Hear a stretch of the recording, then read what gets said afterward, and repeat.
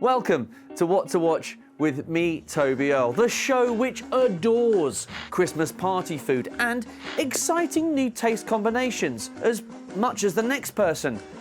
Unless that person is who suggested a new and abominable party food.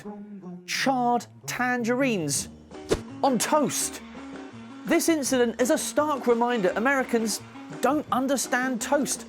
Today, charred tangerines. Last year, mincemeat on toast, called a quintessential British classic. Let's face it, there is no special relationship. Until this show backs pasting random monstrosities on toast, we'll speak to the most tasteful stars off the most succulent screen in the corner of the room, or in your soldiers. Coming up on the show today, Alexander Dreymon rides into the studio to discuss the new series of historical action drama, The Last Kingdom. Comedian Andy Zaltzman discusses how he'll review the year in his new and ever-changing stand-up show 2018, The Certifiable History. Paapa Essiedu and Jessica Barden, two of this year's BAFTA Breakthrough Brits, share what they still have to learn. And there's the alternative Apprentice epilogue, with this week's boardroom evictees. Fine. And I'll give you my top TV picks of the week. The shows which, if you miss, will make you lonelier than a Doctor Who episode in 2019. The New Year's Day special, The Last, until 2020. Doctor Who? Doctor Where, more like. Arctic thriller Fortitude is a deadly place where it's dangerous to trust anyone. Much like Conservative Party HQ. High up in the Arctic Circle, long-dormant parasites have escaped their icy tombs to infect locals, sending their impulses haywire, although they've never lost control to the extent they've suggested having charred tangerines on toast. Writer and creator Simon Donald and actor Sienna Guillory, who plays scientist Natalie, spoke to me about the show's darkness and how they witnessed one of the show's themes with their own eyes. You know, with revenge tragedy, it's all about whether there is an existence of a higher moral vision. You know, is there a God? Is there something that will maintain our humanity, our true selves, as it were, or are we really just damned? And it's brilliant. It really pushes that to the absolute limits. It was really terrifying to read. I mean, the way Simon writes, there's very little work as an actor. It's so absorbing. You just do what's on the page, and it throws you into places you never thought you'd physically be able to get to or emotionally be able to get to. For me, working on Fortitude with Simon, you've got such a strong vision. And in this final season, it's all Simon. And it was so pure and so terrifying and so powerful and so mind-bendingly weird and wonderful that all of us, I mean, we couldn't put a page down. We were just so excited about it. And that's something you don't get with episodic television, because there's people with all their, ideas, and they kind of cross over each other, but Simon's voice is so pure that it feels like a huge feature film. Yeah, and it's a kind of land of fairy tale as well, almost. I mean, it's about scientists and policemen and snowmobiles and helicopters, but it's got there's another thing that happens in this season, which is as Dan's personality is melting, for him the distinction that the shaman told him about between the land of the living and the land of the dead, that barrier is starting to dissolve as well. Gone. So the dead are back in Fortitude. So again, it's kind of introducing that existence of a wider moral vision, but are these people advising him people of his own creation, or are they themselves? And it's just so brilliantly, delicately balanced on a knife edge, what they're telling him to do or how he's interpreting that information. It's so dark.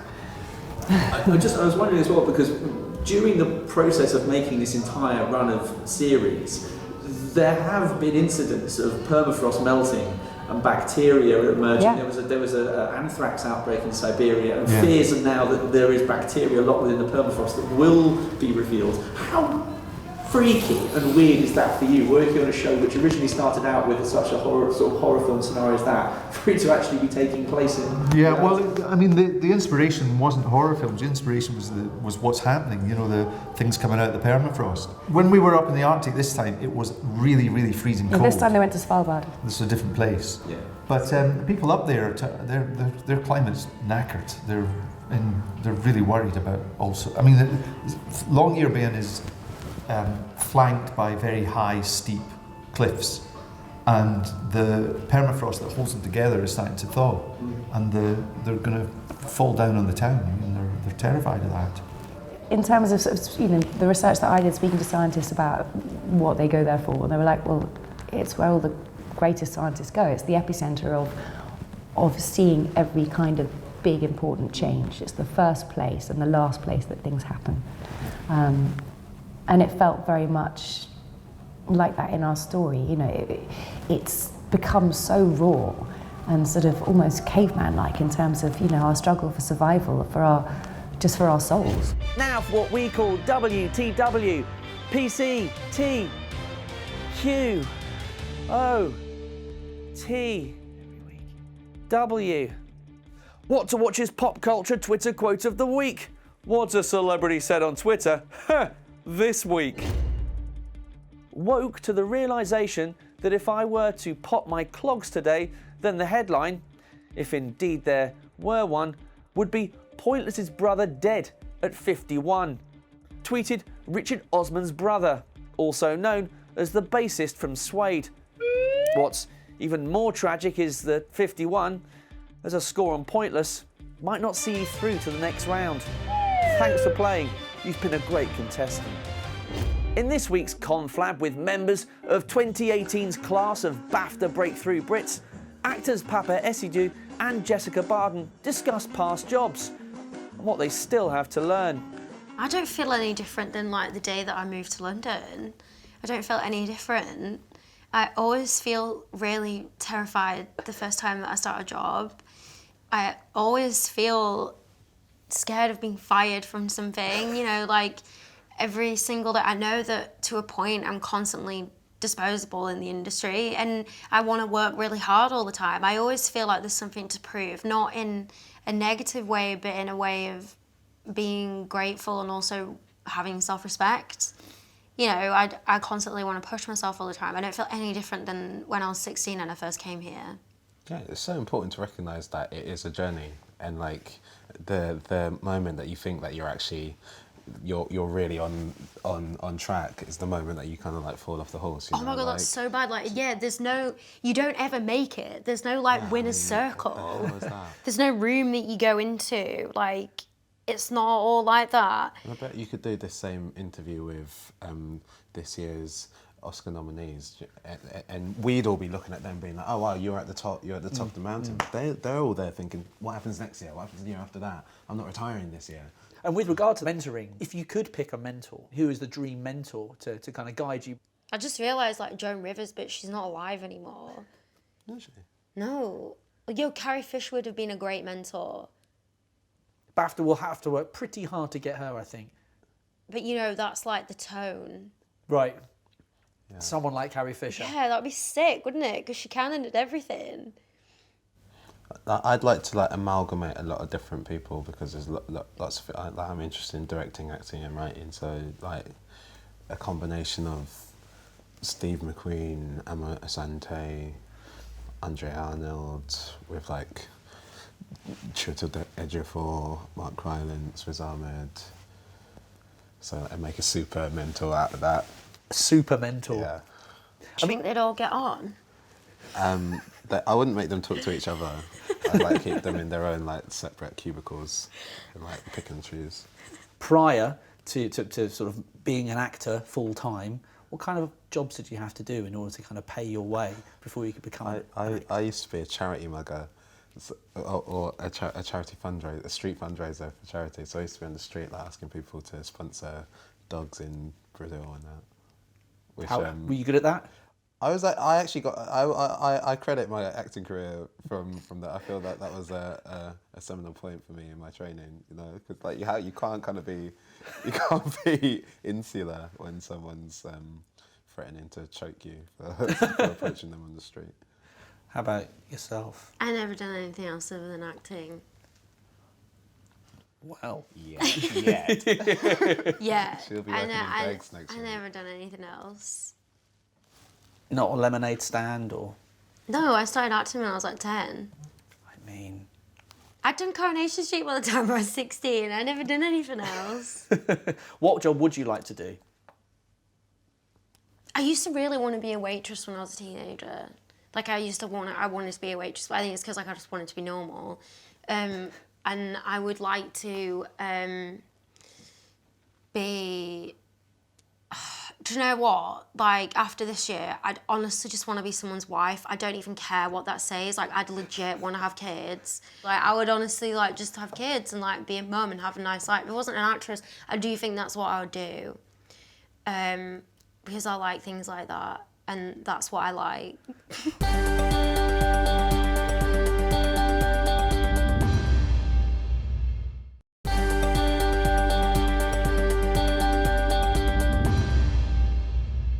Welcome back to What to Watch with me, Toby Earle, the show that aims to guide you through your week's viewing and give you a glimpse behind the scenes and hear from the stars. Coming up, I'll give you the TV picks of the week, which are almost as good as the argument Stephen Mangan started about what you call those end slices on a loaf. But first, 2018 can be best summed up as...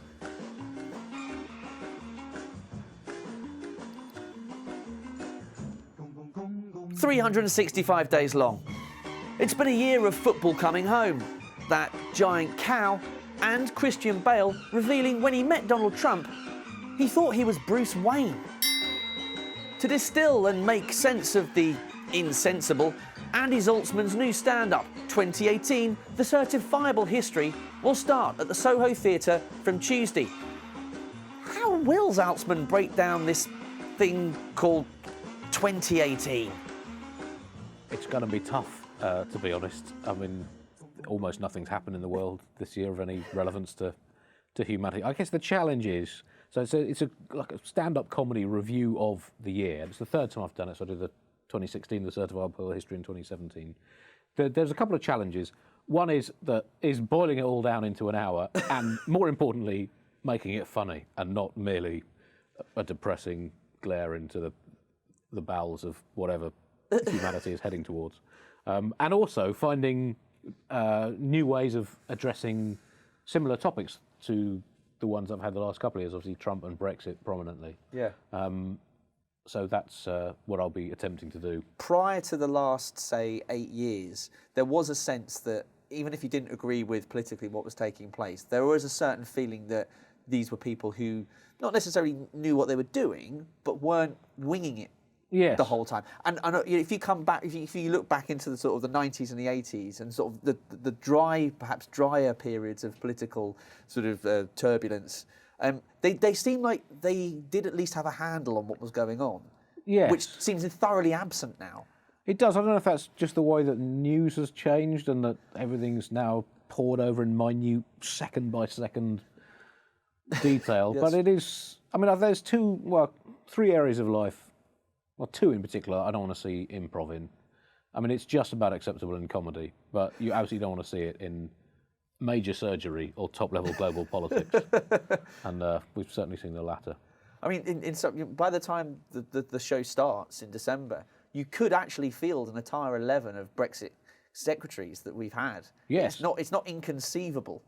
It's not inconceivable, and, well, I mean, it's not inconceivable we could have a completely different Prime Minister. I guess who knows what will. And this is again the challenge of writing a sort of topical show in the current era is that you can start writing a joke, and by the time you finish writing the joke, some global news story will have broken and rendered the joke irrelevant. Given the fact that you've immersed yourself in this year and what's taken place, is the first draft just a long scream?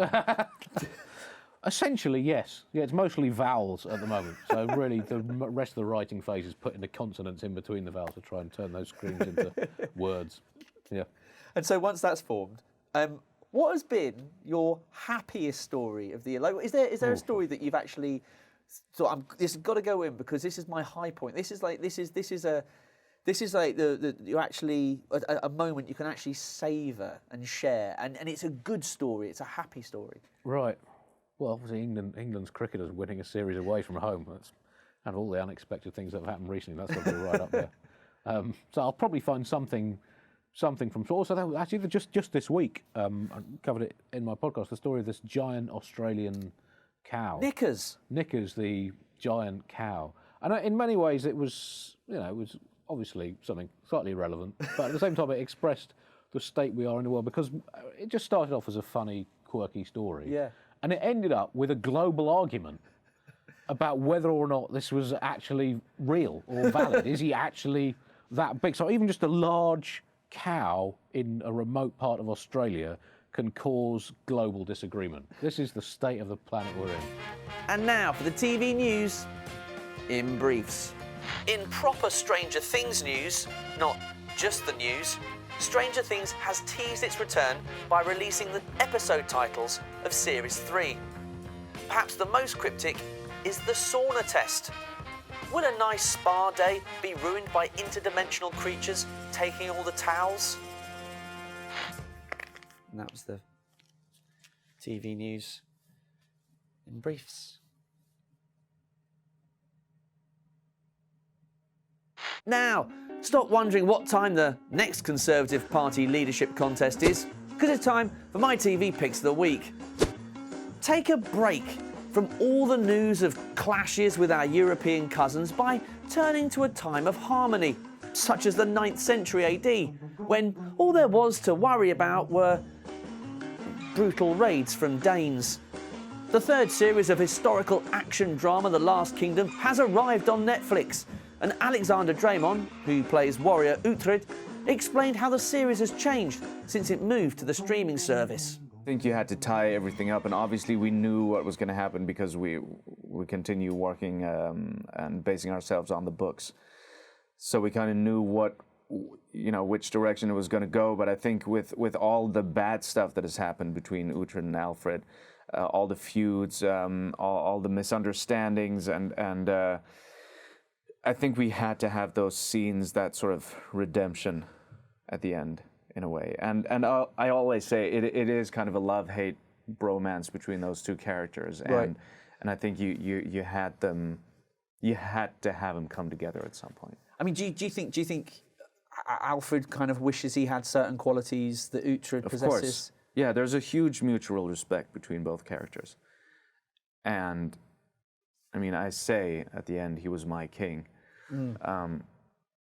So even though especially the religious, both their religions were so opposite, and Alfred could never accept that Uhtred didn't want to become a Christian. But despite all those differences and despite all the moments of hate that they've had, that respect prevails. The Last Kingdom has never ever flinched from depicting violence and depicting violence from that era, how it would have been executed. Yeah, and now that we're on Netflix, there's no limits. So it feels like like really you can push it as hard and as far as you can. Yeah, we can go further. I mean, there's more blood this season, I think. My mom was telling me I can hardly watch it now. Really? Yeah. Is that good or bad? I think it's real. I mean, because Skade in particular, she's a sadist. She is, yeah. Oh, yeah.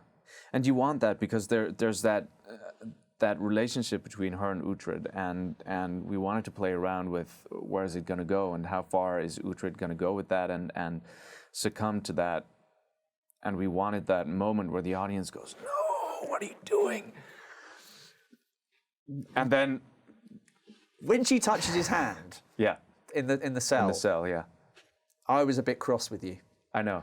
And it's the tiniest movement, isn't it? It's the tiniest movement, and it's before Gisela dies. Yeah. Yes, he does. He doesn't. Yeah. I mean, Is he a man of insatiable passions, Uhtred? Is that his problem? He is, but I don't think that he would have. I don't. If Gisela hadn't died, I don't think that there would have been anything between him and Skade. Tomorrow night on London Live at 10 p.m, we have brawny thriller We Still Steal the Old Way. Although the old way doesn't seem to be much use. That's because when not quite trotters-up criminal Richie Archer is caught with his fingers in the till during a vault heist, he and some of his business associates are placed at Her Majesty's leisure. The gang's retirement alongside old enemies is assured, until their deliberate amateurishness is revealed to be an audacious revenge stroke jailbreak combo. I wish we'd had one of these back in the day. To break through the brickwork, you mean? No, the shins. I guess you caught us red-handed. Sounds like it's time for plan B then. And now for the alternative Apprentice epilogue. What did this week's fired candidates from The Apprentice really want to say to Lord Sugar in the boardroom? You're fired, fired, fired, fired. You're fired. You're fired. Directly before he fired me, he said to the two other girls remaining in the process, I'm looking for a business which is scalable, which has got high margins, someone who knows their business inside out, who's been trading, someone who's currently got a global remit. All of those boxes I ticked, and I'd like to get an explanation for that firing. You've got 50% of a business plan that you're investing into and 50% of a person. So if I was that 50% of a person, if I proposed a new business plan, would you invest? Big mistake, huge mistake. You might think I'm overly optimistic, but we're going to smash these targets, and you know where I am if you want your properties cleaned. That's it for this week. Thank you very much for joining me. I'll be back next week, so keep watching. But really keep watching. So I'd love to know what you thought about any of those shows. Or perhaps there's something else you've been watching that you think deserves some hoopla. Do get in touch. You can email us hello@londonlive.co.uk or tweet us, it's the future, at London Live. Thank you very much for joining me. I'll be back next week, so keep watching.